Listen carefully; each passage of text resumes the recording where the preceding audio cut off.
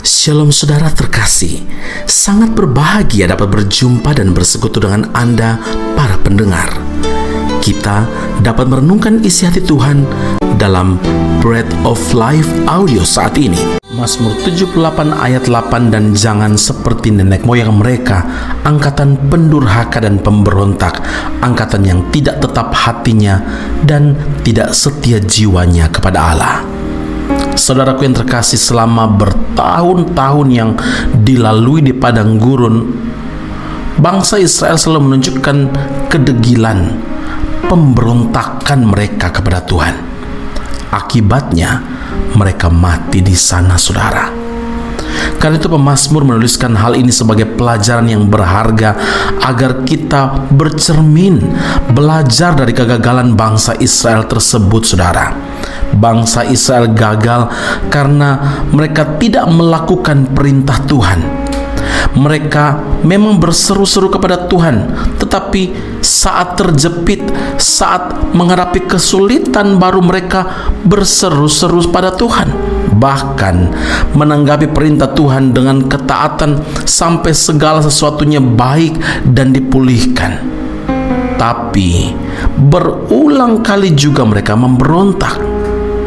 Tindakan mereka seperti sebuah siklus, sampai-sampai Tuhan menyebut mereka suatu bangsa yang tegar tengkuk.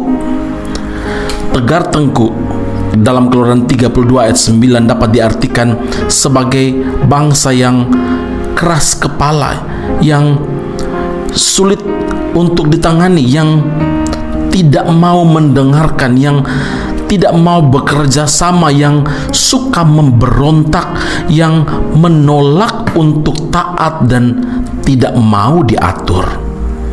Pemberontakan atau ketidaktaatanlah yang merupakan akar dari segala kegagalan bangsa Israel, saudara. Seandainya mereka selalu taat pada Tuhan, betapa mulia mereka jadinya, saudara, sehingga tidak perlu mati di padang gurun karena tidak tunduk kepada Tuhan. Saudaraku, ketaatan dan ketidaktaatan sama-sama mendatangkan akibat, ada konsekuensi. Ketaatan membuka pintu kesempatan bagi kita untuk mengalami janji Tuhan, untuk menikmati setiap janji Tuhan. Sebaliknya, ketidaktaatan semakin menutup pintu berkat, tapi membuka gerbang kehancuran. Ingat Saul. Saul adalah contoh orang yang diberi kesempatan menjadi bangsa Israel. Sayangnya, Saul tidak mampu mempertahankan kedudukan dan kehormatannya karena pemberontakannya, karena kedegilan hatinya, saudara. Maka berkatalah Samuel kepada Saul dalam 1 Samuel 15 ayat 22 dan 23, apakah Tuhan itu berkenan kepada korban bakaran dan korban sembelihan sama seperti kepada mendengarkan suara Tuhan? Sesungguhnya mendengarkan lebih baik daripada korban sembelihan, memperhatikan lebih baik daripada lemak domba-domba jantan. Sebab pendurhakaan adalah sama seperti dosa bertenung, dan kedegilan adalah sama seperti menyembah berhala dan terafim. Karena engkau telah menolak firman Tuhan, hai Saul, maka Tuhan telah menolak engkau sebagai raja.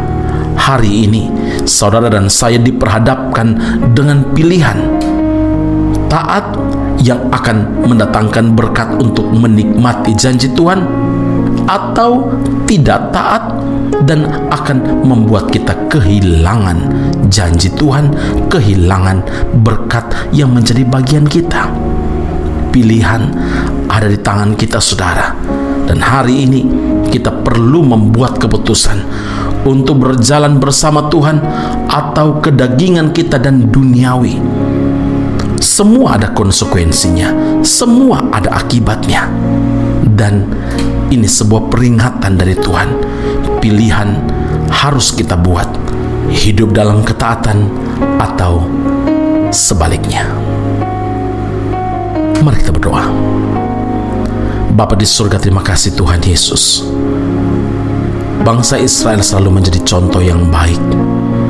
Ada kebaikan-kebaikan yang perlu kami teladani, tetapi banyak juga kegagalan-kegagalan yang menjadi pelajaran bagi kami untuk tidak jatuh ke dalam lubang yang sama.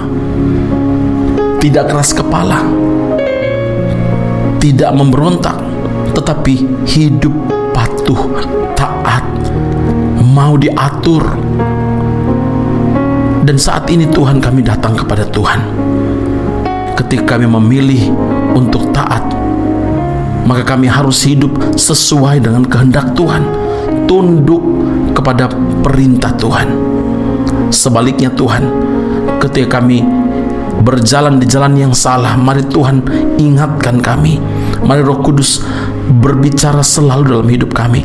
Kontrollah, pimpinlah, penuhilah hidup kami, karena kami rindu mengalami dan menikmati janji Tuhan itu. Dan syarat yang Engkau sampaikan adalah kami harus hidup dalam ketaatan kepada Tuhan. Materaikan firman dalam kehidupan kami, dan biarlah kami hidup berbuah bagi kemuliaan nama Tuhan. Di dalam Kristus Yesus Tuhan dan Juru Selamat yang hidup, kami berdoa dan mengucap syukur kepada Bapa di surga. Haleluya.